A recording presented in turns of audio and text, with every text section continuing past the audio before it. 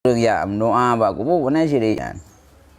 Urang perlu kaoy bak kubu nyo hana syirik. Karena ya hanjut dah sembah selain Allah. Munyakan dah sembah yang selain Allah sekedar dia doa nya hana kubu. Karena ada ayat betulah leronya. La na'buduhu, hana kamu sembah akan daya patung kecuali untuk dekat diri kepada Allah. Dan nyo tajak bak kubu tanya kan dia sembah. Nak buduhunya kata bahan dasar dari ibadah. Ibadah hotel ke ibadah kiban penyembah. Dan nyo dia sembah, tak sembah Allah Taala. Mungkin tajak bak kubu kan dia sembah. Dia hotel peugah kena ayat. Anak hotel tayang di Nabi Muhammad pakah sembah patung. Mana ya Rasulullah? Kamu sembah patung enggak tak sembah Allah. Dia dah jawab kubu kan dia sembah patung, kan dia sembah kubu. Tapi dia berdoa kepada Allah.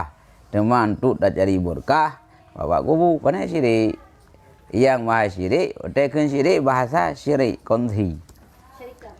Syarikat. Otakkan syarikat konsadin. Gimana kah doa kau kedai yang kongsi doa aku. Berarti mengkongsinya pun syarikat saban hak inan buat barang lah kedai yang.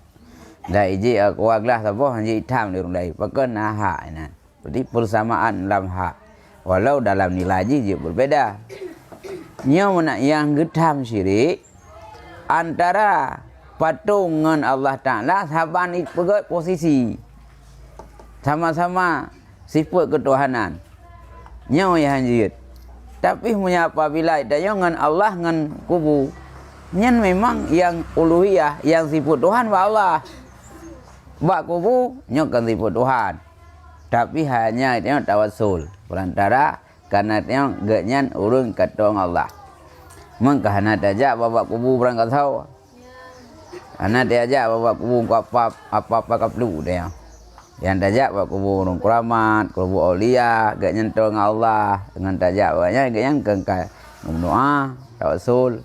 Itu yang hana tanggap genyan saban kongsi antara Tuhan yang nabak Allah nganggaknya hana. Karena hana kongsi Allah. Hana kongsi dalam ketuhanan. Satu-satunya Tuhan yang ke Allah. Ya, salah kah? Nya betul lampung. Apa? Maksudnya? Ana pandai naik yang tak sembah tu Allah. Watai ke makna syirkah. Musyrik. Perkongsiannya. Wadah dah semayang bak kubu dia. Yang kubu di hadapan dia. Termasuknya kena sahabat itu yang tak posisikan kubu dengan Allah. Mana sahabat? Dia yang kakak hanjit dah semayang ke Kaabah. Dia yang bau urang, dia yang dah semayang ho dah ada. Allah tujuan tu.